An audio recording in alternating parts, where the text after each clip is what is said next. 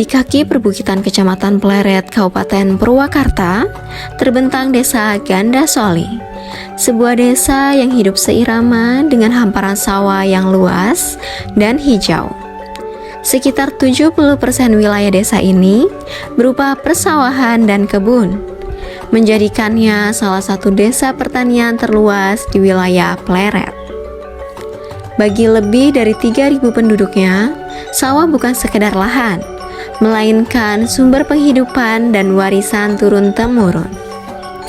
Sebagian besar warga menggantungkan hidup pada tanaman padi yang menentukan ritme kehidupan desa dari musim ke musim. Setiap pagi sebelum matahari sepenuhnya terbit, para petani telah turun ke sawah. Panen dilakukan bersama dengan semangat gotong royong, peluh bercampur dengan tawa menjadi gambaran keseharian petani Gandasoli.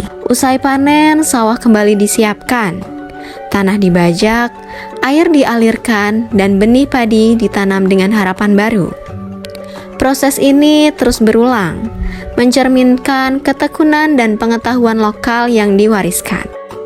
Pada tahun 2024, Desa Gandasoli menjadi bagian dari Panen Raya Musim Tanam Perdana Kabupaten Purwakarta, menegaskan perannya sebagai penopang produksi padi di tingkat kabupaten. Desa Gandasoli mengajarkan bahwa sawah bukan hanya tentang hasil panen, tetapi tentang kerja keras, kebersamaan, dan hubungan manusia dengan alam. Di balik rimbunnya pepohonan, Curug Gandasoli berdiri sebagai saksi perjalanan waktu. Dari RT 13, pengunjung dapat mencapainya dengan berjalan kaki, sekitar 15 menit. Tidak ada rumah warga di sekitar curug, menciptakan suasana yang alami dan sunyi. Menjelang sore, monyet-monyet kerap turun mendekati area curug. Curug Gandasoli tidak dikelola secara komersial. Setiap pengunjung diwajibkan meminta izin ke Saung Pengajarahan Karomah Gandasoli sebagai bentuk penghormatan terhadap adat setempat. Curug ini dijaga oleh Abah Irat yang memahami bahwa Curug Gandasoli bukan sekedar bentang alam, melainkan warisan leluhur dan tempat yang memiliki nilai spiritual sejak zaman nenek moyang. Di balik aliran Sungai Citarum, berdiri wilayah RT 14 Gandasoli yang hanya memiliki satu jalur penghubung berupa jembatan besi. Jembatan ini menjadi urat nadi kehidupan warga.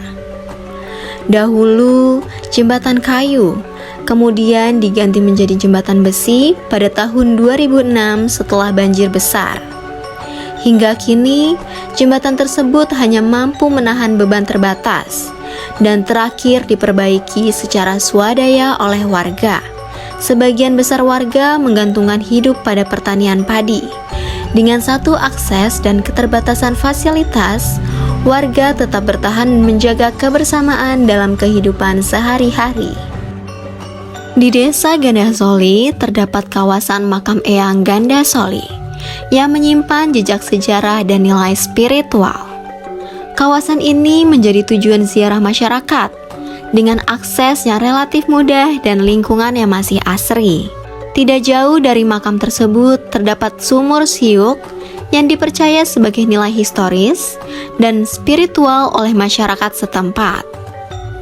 Eyang Dalem Gandasoli dikenal sebagai penyebar agama Islam di wilayah Purwakarta. Dari persinggahannya, lahirlah permukiman yang kini dikenal sebagai Desa Gandasoli. Kini, makam ini menjadi simbol perjuangan, keteladanan, dan nilai spiritual yang terus dijaga hingga hari ini. Di bagian belakang kawasan Makam Eyang Gandasoli, terdapat Makam Eyang Balong Tunggal yang lebih sunyi dan hening.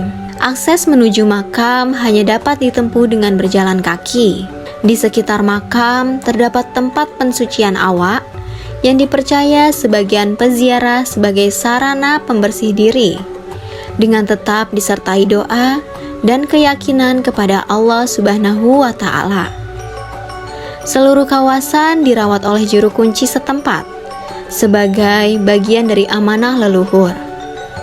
Aktivitas ziarah ramai pada bulan-bulan tertentu, seperti bulan Rajab dan peziarah dari berbagai daerah. Desa Gandasoli memiliki UMKM khas berupa pembuatan dodol yang dikelola secara tradisional.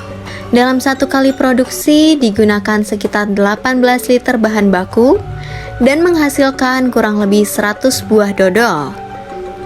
Dodol diproduksi dalam dua jenis, yaitu dodol muda dan dodol tua. Dengan dodol tua yang lebih dominan karena daya tahannya lebih lama. Harga jual ditetapkan Rp2.000 per buah.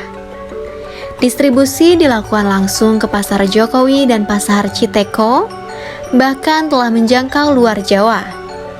Usaha ini bertahan dengan menjaga kualitas dan cita rasa asli. Selain dodol, Gandasoli juga memproduksi rengginang sebagai makanan khas desa. Produksi dilakukan pada pagi hari dengan bahan utama beras ketan dan satu varian rasa asin. Proses pembuatan dilakukan secara bertahap, mulai dari perendaman, pengukusan, pencetakan, hingga penjemuran selama 2 hingga 3 hari di bawah sinar matahari.